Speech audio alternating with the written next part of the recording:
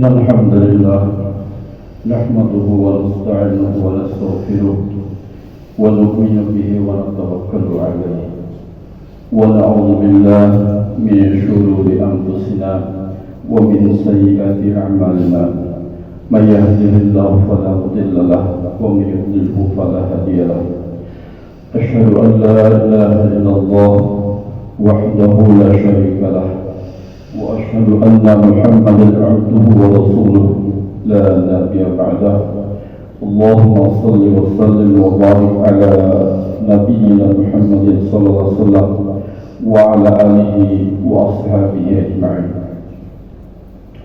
قال الله تعالى أعوذ بالله من الشيطان الرجيم يا أيها الذين آمنوا اتقوا الله حق تقاته ولا تموتن إلا وأنتم مسلمون.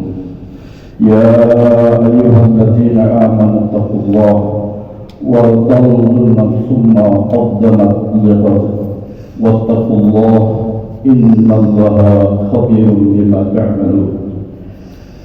وقال حبيبنا صلى الله عليه وسلم كل أمتي يدخلون الجنة إلا من أبى. قيل ومن يأبى يا رسول الله؟ من أعطاني دخل الجنة ومن عصاني فقد أبى. فيا أيها الحاضرون اتقوا الله حق تقاته ولا تموتن إلا وأنتم مسلمون. Hadirin sedang umat yang dimuliakan Allah, marilah sama-sama kembali kita bersyukur kepada Allah atas limpahan karunia, rahmat, taufik dan hidayah yang tak putus-putusnya Allah berikan kepada kita, yang tak mampu kita hitung, bahkan tak mampu kita membalasnya. Maka selayaknya seorang hamba senantiasa dia berusaha meningkatkan kualitas dan kuantitas ketakwaannya kepada Allah, menjalankan perintah Allah dengan ikhlas, menjauhi larangan Allah dengan penuh kesabaran, dan juga menerima ketentuan-ketentuan yang Allah takdirkan, baik ketentuan itu menyenangkan ataupun sebaliknya. Hadirin, manakala manusia taat kepada Allah, kehidupannya dia lakukan dengan amal soleh, ikut contoh baginda Nabi SAW, maka pasti dan pasti manusia tadi akan mulia di sisi Allah. Satu penduduk yang beriman dan bertakwa kepada Allah, maka penduduk tadi akan diturunkan rahmat oleh Allah, akan diberikan keberkahan oleh Allah di dunia apalagi di akhirat kelak. Hadirin yang mulia, hari ini kita insyaallah berada pada tanggal 27 atau 26 Rajab 1444 Hijriah atau bertepatan dengan 17 Februari 2023. Hadirin, ini berarti kita sudah kurang lebih 26 hari berada di bulan Rajab, bulan Ashhurul Hurum. Maka dalam banyak perintah baik daripada ayat maupun hadis Nabi sallallahu alaihi wasallam, Nabi menjelaskan kepada kita hendaknya di bulan Rajab atau di bulan Haram, Muharram, Rajab, Dzulqa'dah, Dzulhijjah, hendaknya kita isi dengan memperbanyak amal saleh, meningkatkan amaliyah, kualitas salat kita, apakah dengan salat, memperbanyak salat sunat, memperbanyak istighfar, memperbanyak tahmid, tahlil, takbir, atau memperbanyak sedekah dan amalan-amalan yang lain. Maka ulama menjelaskan amal saleh yang dilakukan di bulan Haram itu berbeda kedudukannya dibanding dengan bulan yang lain. Demikian pula kemaksiatan, kemungkaran yang dilakukan di bulan Haram yang tinggal beberapa hari lagi, maka dosa akan berbeda dengan di bulan-bulan yang lain. Hadirin yang mulia, setelah nanti bulan Haram kita bersiap-siap memasuki bulan Syawal, kemudian juga tidak lama lagi maka Ramadan pun akan datang, dan semoga Allah panjangkan umur kita dalam keadaan sehat walafiat. Hadirin yang mulia, sebagian saudara-saudara kita di bulan Rajab ini banyak merayakan Isra wal Mi'raj Nabi sallallahu alaihi wasallam di rumah-rumah, di masjid dan sebagainya. Kita tidak memperbicarakan peringatan tadi, tapi yang perlu kita garis bawahi adalah inti daripada peringatan Isra dan Mi'raj Nabi sallallahu alaihi wasallam. Hadirin mulia, sebuah peristiwa yang betul-betul Allah tampakkan kekuasaan Allah, dan ini diabadikan dalam Al-Quran, yakni Allah memperjalankan hambanya baginda Nabi SAW dari Masjidil Haram ke Masjidil Aqsa. Subhanalladzi asra bi'abdihi laylan minal Masjidil Haram ila Masjidil Aqsa alladzi barakna hawlahu linuriyahu min ayatina innahu huwas samiul alim.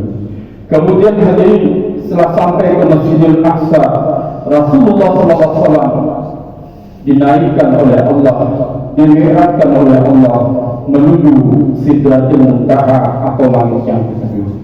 Dan tentunya sama-sama kita pahami, Allah pun menurunkan yang namanya perintah ibadah salat kepada kita, yang dahulunya 50 waktu menjadi 5 waktu. Hadirin mulia, salat adalah satu-satunya perintah Allah yang Allah sendiri mengutus Rasul untuk menerimanya. Dan tempatnya pun adalah tempat yang sangat suci dan mulia, di Sidratul Muntaha, satu tempat yang tidak pernah satu detik pun di sana dilakukan kemaksiatan. Dan Rasul langsung menerima perintah salat. Ini menandakan bahwa salat itu adalah satu ibadah, satu amaliyah yang sangat ditekankan sekali dan sangat penting bagi kita umat Nabi SAW. Salat adalah perintah Allah, dan dia adalah satu-satunya wasilah, satu-satunya alat cara mendekatkan diri kepada Allah. Maka Allah dalam banyak ayat menyuruh kepada kita menjadikan salat sebagai penolong. Wasta'inu bis-sabri was-shalah.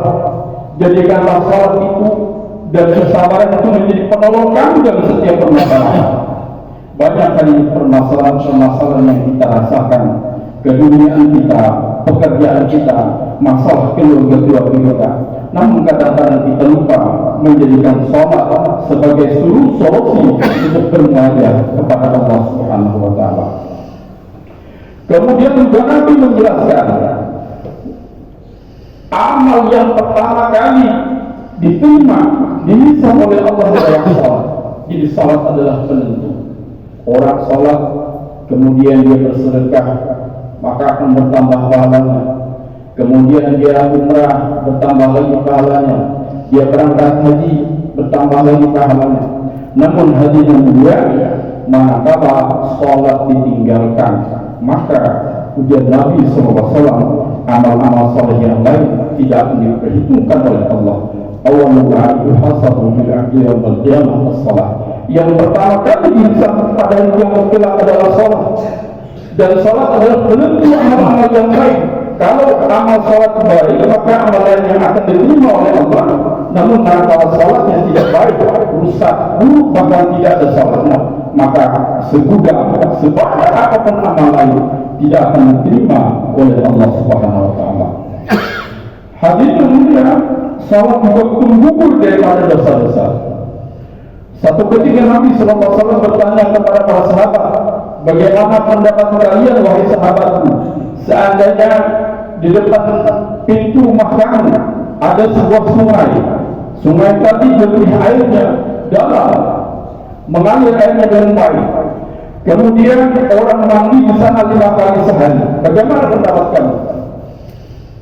Maka sahabat katakan tentu badannya akan bersih. Maka ada mengatakan begitulah orang yang salat dengan 5 waktu, maka dosa-dosanya Allah akan ampunkan. Kita mengerjakan salat zuhur, maka dosa dari subuh sampai zuhur diampunkan Allah. Kemudian datang lagi waktu asar, dosa dari zuhur sampai asar diampunkan Allah. Kemudian mengerjakan salat maghrib tadi, maka dosa dari asar sampai maghrib diampunkan Allah, dan seterusnya. Terutama ulama katakan dosa-dosa kecil, adapun dosa besar perlu kita beristighfar dan banyak bertobat kepada Allah SWT. Kemudian salat juga adalah pembeda antara kita dengan kufur. Kita dengan orang kafir, rumahnya sama, pakaiannya sama, gaya hidupnya sama, berjalannya sama, tapi yang membedakan muslim dengan kafir terletak pada ibadah salatnya. dan sholat adalah tiang agama. Berapa banyak hari ini saudara-saudara kita atau bahkan keluarga kita atau bahkan anak-anak yang menjadi tanggungan kita yang hari ini dia tidak mengerjakan sholat umpamanya, yang sekaligus dia pada dasarnya merobohkan agama. Maka penting pendidikan sholat kita ajarkan pada anak istri kita. Ujar Nabi SAW, "Muru auladakum bisalah." Suruh anak kamu sholat ketika dia berumur 7 tahun. Kemudian memukul kalau dia berumur 10 tahun tidak sholat. Tentunya memukul dengan pendidikan, bukan memukul untuk menyakitkan, tetapi untuk memberikan pendidikan kepada anak tadi. Kemudian hadirin yang mulia, sholat juga mencegah daripada keji dan munkar. Hari ini berapa banyak kita sudah melakukan salat? 50 tahun umur kita, 40 tahun umur kita. Namun kadang-kadang kemaksiatan yang ada pada kita masih belum juga pergi-perginya. Maka ulama katakan bagaimana supaya salat itu mampu mencegah perbuatan keji dan munkar. Caranya adalah membawa sifat-sifat salat dalam kehidupan sehari-hari. Di dalam salat ingat kepada Allah, mestinya di luar salat juga ingat kepada Allah. Di dalam salat kita membaca Al-Quran, di luar salat hendaknya pula membaca Al-Quran. Di dalam salat kita mengucapkan salam, kedamaian ke kanan dan ke kiri. Maka bagaimana pula di luar salat hendaknya amal-amal salat ini kita laksanakan. Salat kita tutup aurat, maka di luar salat pun juga tutup aurat. Sehingga dengan demikian salat kita akan mampu mencegah perbuatan keji dan munkar. Hadirin mulia, kemudian bagaimana mengerjakan salat? Maka Rasul menuntun kepada kita. Dalam banyak hadis Nabi banyak menyebutkan keutamaan daripada salat berjamaah. Salatul jamaah dalam salat terjadi bisyidin wa 20 derajat. Sembahyang berjamaah lebih utama 27 derajat daripada salat sendirian. Kita biasanya dalam hal keduniaan mencari untung yang banyak, mencari laba yang banyak. Kalau ini dijual di dekat rumah kita laku 1000 perak. Kalau ini kita jual jauh ke luar kota sana laku 27.000, maka kita mencari yang banyak untungnya. Maka yang mulia Nabi mengumpamakan kalau kita jaga sembahyang dengan berjamaah maka pahala pun akan berlipat ganda. Kemudian hadirin mulia, salat berjamaah itu pasti diterima Allah. Pasti diterima Allah. Ini berkaitan sesat berjamaah. Imamnya khusyuk, jemaah kurang khusyuk, tetap dipandang sama Allah. Kemudian imamnya umpamanya tidak khusyuk juga, jemaah hadir tidak khusyuk juga. Barisan lurus rapat tetap dipandang Allah. Minimal langkah-langkah kita menuju masjid akan dipandang oleh Allah. Kemudian aminnya kita dalam Al-Fatihah akan dibersamai oleh para malaikat di arsy Allah. Berbeda kalau kita melakukan salat sendirian di rumah. Maka Rasul betul-betul mengancam laki-laki yang tidak ada udzur syar'i kalau dia salat di rumah. Bahkan pernah Nabi bercita-cita, aku ingin, kata Rasulullah SAW, ingin membakar rumah orang yang salat di rumah tanpa udzur yang syar'i. Kalau saja tidak ada anak-anak perempuan, anak-anak dan para perempuan ketika itu, wallahu a'lam apakah Nabi melakukan apa tidak.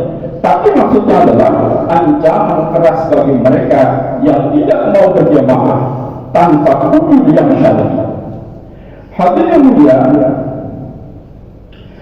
sallu kama ra'aytumuni usolli, sembahyanglah kamu sebagaimana aku sembahyang, kata Nabi.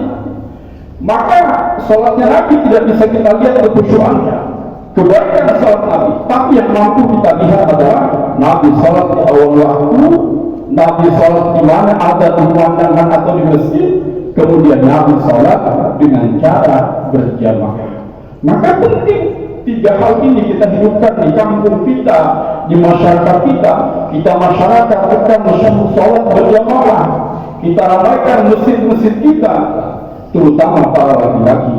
Adapun para perempuan, silakan lebih afdal salat di rumah. Tapi kalau dia mau ke masjid tidak ada larangan, asal dia menjaga tertib atau auratnya dengan baik atau dengan sempurna. Hadirin mulia, sampai saking hebatnya fadilah keutamaan salat berjamaah itu, Bani Salimah itu kepengen, wahai Rasul, kalau gitu karena jarak saya antara rumah dengan masjid itu jauh, maka saya kepengen rumah dipindah dekat masjid. Kata Nabi, tidak usah. Nanti langkah-langkah kamu ke masjid itu semua akan dihitung. Satu langkah akan menggugurkan dosa, satu langkah derajat kamu akan ditinggikan oleh Allah SWT. Maka Bani Salimah menurunkan untuk mendekatkan rumahnya dengan masjid. Jadi Bapak yang mulia, kalau rumah kita jauh dari masjid, daripada bersama, maka yakinlah kita bahwa setiap langkah yang kita gunakan mendekatkan diri kepada Allah, menunaikan sholat yang ikhlas dengan niat sholat berjamaah, maka sebanyak mana dosa kita akan diampunkan dan juga derajat kita akan ditinggikan di sisi Allah SWT.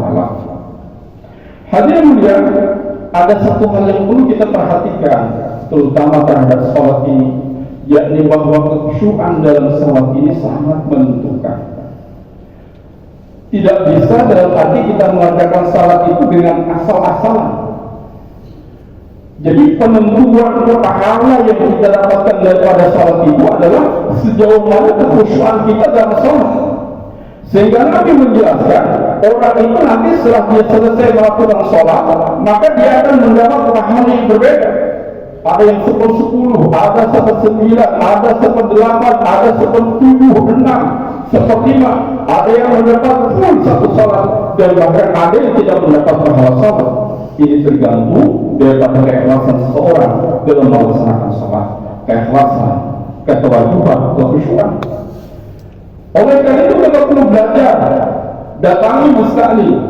Kita datang kepada ulama-ulama yang paham akan hal ini. Kita belajar bagaimana supaya salat kita bersyukur. Salat kita bersyukur. Karena hadirin yang dirahmati Allah SWT, orang yang mengerjakan salat dengan bagus, dengan sempurna, rukuknya sempurna, sujudnya sempurna, i'tidalnya sempurna, bacaannya sempurna, maka sholat yang seperti ini akan naik ke atas seperti air yang putih dan akan disambut.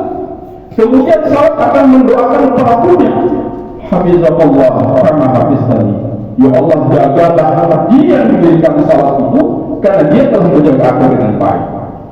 Sebaliknya orang yang sholat naik ke atas, dia mengerjakan sholat asal-asalan, rukuknya belum sempurna sudah sujud, i'tidalnya belum sempurna sudah rukuk, takbir dan sebagainya tidak rukuk, tidak dilakukan dengan tumaninah, maka salat seperti ini akan naik ke atas bagaikan kain yang buruk dan dilemparkan kepada pelakunya. Kemudian salat tadi mendoakan si pelakunya yang asal-asalan mengerjakan salat tadi, daya Allah karena daya tadi, hancurkan dia ya Allah karena dia telah menghancurkan aku. Ini menandakan pentingnya kita menjaga sholat dengan baik, dengan tumakninah, dengan dengan ikhlas, dengan tawadhu, dengan khusyuk. Bahkan Nabi mengatakan, tahukah kamu sehina-hina pencuri? Sehingga sahabat heran. Maka Nabi menjelaskan, pencuri yang paling hina itu adalah orang yang sholatnya tidak sempurna, dalam arti seperti tadi, ini belum ruku sudah sujud, kayak cepat-cepatan mengerjakan sholat. Ini dikatakan oleh Nabi SAW seperti seorang pencuri. Maka hadirin yang dirahmati Allah SWT, oleh-oleh pada Isra Mi'raj ini bukan hanya seremonial kita memperingati Isra Mi'raj, tapi hendaknya dijadikan momentum bagaimana kualitas sholat kita bertambah. Tadinya kita hanya salat fardu, kita tambah dengan salat-salat sunnah, rawatibnya kita jaga dengan baik, qiyamul lail kita kerjakan dengan baik, salat-salat sunnah yang lain, duha dan sebagainya kita kerjakan dengan baik. Yang kedua, hendaknya kita juga bagaimana berusaha mempelajari salat dengan sungguh-sungguh. Jadi tidak bisa salat ini tidak dipelajari, tidak bisa sembahyang itu hanya mengandalkan pendidikan waktu PSJ saja. Harus dituntut sampai kita kalian lahir. Karena sulitnya mencapai salat khusyuk itu berat, maka menuntut ilmunya pun juga penting sampai kita akhir hayat menuntut ilmu bagaimana salat kita lebih baik. Satu hal yang ingin saya sampaikan di sini, seorang salafus saleh ditanya bagaimana Anda ketika salat. Ini adalah sebuah gambaran kalau kita bandingkan dengan salat kita. Dia ditanya, bagaimana Anda mengajarkan salat? Maka dia katakan, ketika tiba waktu salat atau berwudu dengan sempurna, kemudian melangkahkan kaki menuju rumah Allah dengan perasaan takut, dengan perasaan minat, aku merasa bahwa aku akan berjumpa dengan Raja Maharaja. Kemudian aku berdiri dengan penuh kerendahan, ketawaduan. Aku ucapkan Allahu Akbar dengan kebesaran Allah yang betul-betul menghujam dalam hati saya. Kemudian aku merasakan begitu aku berdiri sholat, seolah Ka'bah ada di depanku, surga di sebelah kananku, neraka di sebelah kiriku, dan malaikat maut di atas kepalaku, sedangkan kakiku berada di sebelah, dan aku merasa itulah salatku yang terakhir.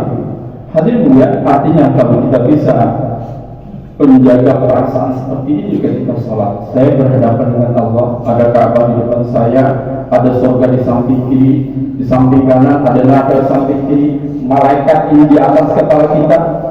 Kemudian kita anggap sholat ini sholat yang terakhir. Kita nggak perlu asal mati masih diberi kesempatan sholat.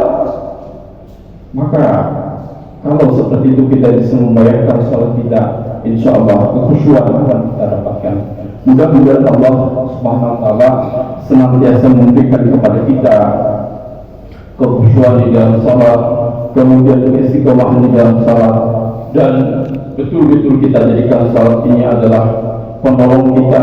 Ada apa-apa sedikit-sedikit salat, jangan pergi ke dukun, jangan pergi orang pintar, tapi kalau ada masalah sebagaimana yang Nabi praktekkan, salat. Ada masalah salat, dekati Allah betul-betul dengan wasilah salat. Ja'alana Allahu iyyakum minal faizina al-amin wa adkhalana wa iyyakum fi zumratil muwahhidin. A'udzu billahi minasy syaithanir rajim. Wal 'ashr innal insana lafi khusrin illa alladziina aamanu wa 'amilus shalihaat wa tawassaw bil haqqi wa tawassaw bis sabr. Barakallahu wa lakum fil Qur'anil 'azim. ونفعني وإياكم بما فيه من الآيات وذكر الحكيم وتقبل منكم ومنكم تلاوته إنه هو السميع العليم. الحمد لله وكفى ونصلي ونسلم على محمد المصطفى وعلى آله وأصحابه أهل الوفاء. أشهد أن لا إله إلا الله وحده لا شريك له وأشهد أن محمدا عبده ورسوله. أما بعد فيا عباد الله أوصيكم ونفسي بتقوى الله وطاعته لعلكم ترحمون. واعلموا أن الله أمركم بأمر عظيم، أمركم بالصلاة والسلام على نبيه الكريم، وقال تعالى إن الله وملائكته يصلون على النبي يا أيها الذين آمنوا صلوا عليه وسلموا تسليما. اللهم صل على محمد وعلى آل محمد كما صليت وسلمت على إبراهيم وعلى آل إبراهيم، وبارك على محمد وعلى آل محمد كما باركت على إبراهيم وعلى آل إبراهيم في العالمين إنك حميد مجيد. اللهم اغفر للمؤمنين والمؤمنات والمسلمين والمسلمات الأحياء منهم والأموات إنك سميع قريب مجيب الدعوات يا قاضي الحاجات. ربنا ظلمنا أنفسنا وإن لم تغفر لنا وترحمنا لنكونن من الخاسرين. رب اجعلني مقيم الصلاة ومن ذرية ربنا تقبل الدعاء. اللهم بارك